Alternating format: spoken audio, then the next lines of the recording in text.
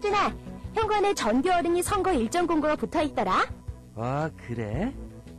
성준이, 너 작년에 전교부회장 출마했었어? 아니, 5학년 때 부회장에 출마하려고 했는데 어떻게 출마하는지를 몰라서 후보 등록도 못했거든. 진짜 아쉬웠겠다. 그럼 이번에는 놓치지 말고 출마해봐. 너는 친구들도 잘 도와주고 학교 활동도 많이 해서 회장에 당선될 수 있을 것 같은데. 근데 회장 되는 과정이 복잡하고 어려운 것 같아. 잘 모르기도 하고. 하긴 나도 잘 모르겠더라. 우리 선생님한테 여쭤보자. 그래, 맞아. 선생님이 있었지? 선생님, 전교 어린이의 임원 선거는 어떻게 이루어지나요? 선남선녀 어린이 여러분, 안녕하세요. 쏙쏙이 정지선 선생님입니다. 성준이가 전교 어린이 임원 선거에 출마를 한다고요? 그럼 선생님이 당연히 도와줘야죠. 선생님이 이 시간을 통해서 전교 어린이 임원 선거의 모든 것을 알려줄 테니까요. 귀 쫑긋 세우고 공부해보도록 해요. 알았죠? 자, 그럼 전교 어린이 임원 선거의 처음 시작은요, 바로 위원 공고입니다. 여기서 위원이라 하면 바로 전교 어린이의 임원 선거를 관리할 선거관리위원회를 구성하는 것이지요. 공정하고 바른 선거가 이루어질 수 있도록 선거가 이루어지는 과정을 진행하는 어린이들입니다. 다음은 이렇게 이루어진 선거관리위원회는 학교와 협의를 통해서 선거 일정을 공고하게 됩니다. 이 공고는 후보로 출마하는 어린이도 봐야겠지만 투표권을 갖고 있는 유권자가 되는 어린이 모두가 관심을 갖고 지켜봐야겠죠? 주인의식을 갖고 대표를 선출해야 하니까 말이에요. 그리고 다음은 유권자입니다. 즉 투표를 할 수 있는 자격이 있는 투표자 명부를 작성해야 하는 것이지요. 학교 사정에 따라 다르지만 보통은 4, 5, 6학년 학생들이 전교 어린이회 선거의 투표권을 가진 유권자가 되는 것이 보통입니다. 이때 바로 선거의 원칙 중 보통 선거의 원칙을 적용할 수 있는 것이죠. 단 여기서는 만 19세 이상이 아닌 4학년 이상의 학생들이 되겠네요. 다음은 우리 성준이가 더욱더 귀 기울여 드려야 될 부분입니다. 바로 후보자 등록이거든요. 공고에서 안내한 날짜에 후보자 등록이 시작이 됩니다. 이 기간 안에 출마하고자 하는 어린이들은요, 선거관리위원회에 후보자 등록 신청서를 제출해야 하는 것이지요. 그리고 이 후보를 지지하는 학생들은요, 추천장을 작성해서 선거관리위원회에 제출을 하게 됩니다. 추천장을 받은 선거관리위원회는요, 바로 후보자 등록 공고를 하게 되는 것이죠. 왜냐? 유권자들에게 어떤 후보가 출마를 했는지를 안내해 줘야 되니까 말이죠. 그리고 다음은 바로 본격적으로 선거운동이 시작이 됩니다. 선거관리위원회에서 특별히 선거운동에 참여할 수 있는 인원을 정해주기도 하고 시간을 정해주기도 합니다. 선거관리위원회에서 정해준 규정에 맞게 선거운동을 해야 더욱 공정한 선거가 이루어져 바른 민주주의가 꽃피울 수 있겠죠? 그리고 드디어 마지막 선거운동이라 할 수 있는 후보자 연설이 시작이 됩니다. 후보자들은 자신이 지킬 수 있는 약속들을 공약으로 내세워서 연설하게 되는 것이죠. 그리고 드디어 선거가 시작이 됩니다. 우리가 함께 선거의 4원칙을 공부했었죠?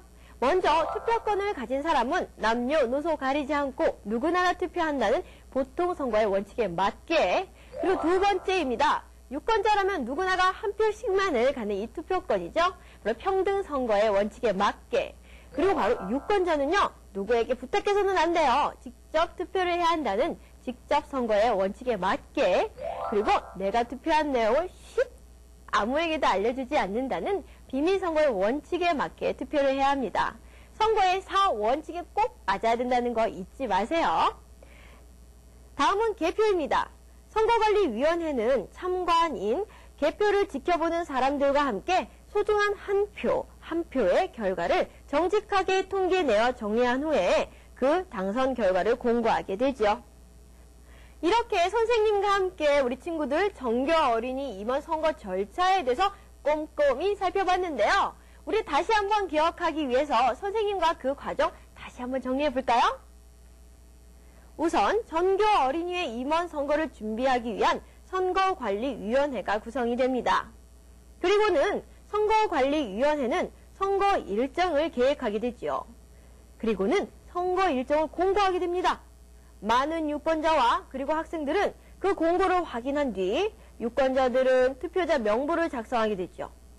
그리고 다음 후보자들은 앞서 제시했던 선거 일정 공고대로 후보자 등록을 하게 되죠. 후보자는 후보자 등록 신청서를 제출하고 이 후보자를 지지하는 친구의 추천장을 함께 작성해서 선거관리위원회에 제출해야 합니다. 그리고 본격적으로 선거관리위원회가 계획한 일정대로 선거운동에 돌입하게 됩니다. 투표 전에 후보자 연설이 있는 것도 꼭 잊지 마세요. 그리고 투표 4원칙에 맞는 투표가 시작이 되지요. 그리고 선거관리위원회 주도하에 개표가 이루어집니다. 개표 결과가 나오면 선거관리위원회는 그 결과를 당선 공고하게 되는 것이지요. 자, 선생님과 함께 우리 친구들 정교 어린이의 임원 선거 절차에 대해서 꼼꼼하게 살펴보았습니다. 자, 우리가 공부한 내용을 바탕으로 후보가 되고 싶은 친구들은요, 선거 절차에 맞게 후보자 등록할 수 있겠죠? 그리고 후보가 되지 않더라도요, 유권자로서 내 소중한 한 표를 권리를 행사해야겠고 말이죠. 그리고 또한 선거 절차에 많은 관심을 갖고 우리가 기억해 두어야겠습니다. 내 소중한 한 표가 얼마나 중요한지 꼭 기억해 두시기 바라고요. 자, 그럼 우리 성준이가 선생님과 함께 공부한 내용을 잘 기억했는지 한번 알아볼까요? 성준아, 친구들과 함께 공부한 내용 다 이해했어요? 네, 선생님. 5학년 때 알았더라면 더 좋았을 텐데 너무 아쉬워요. 선생님, 저도 유권자인데 선거에 너무 관심이 없었던 것 같아요. 하지만 이제 저도 유권자의 권리를 확실하게 찾을 수 있을 것 같아요. 앞으로 성준이 선거운동에 제가 앞장서려고요. 정말이야? 고마워, 민주야. 참, 우리 현관에 있던 선거 일정 공고 보러 다시 가자. 그래. 아참, 선생님, 감사합니다. 선생님, 저도요. 제가 열심히 해서 기쁜 소식 알려드릴게요. 우리 민주는 바른 선거를 실천하는 유권자의 모습으로, 그리고 우리 성준이는요, 공정한 선거를 준비하는 후보자의 모습으로 멋진 모습 기대해도 되겠죠? 우리 친구들, 이 시간 선생님과 함께 여러분들만의 작은 사회, 학교에서의 선거 절차에 대해서 공부해보았습니다. 여러분들이 학교에서 선거에 대해서 배우는 것, 여러분들이 미래 유권자이기 때문입니다. 여러분들이 선거에 대해 바르게 알고 바른 태도를 길러야 미래의 우리 민주사회가 바르게 꽃피울 수 있기 때문이지요. 어린이 여러분, 선생님이 우리 친구들이 꽃피울 미래의 민주사회 기대해도 되겠죠?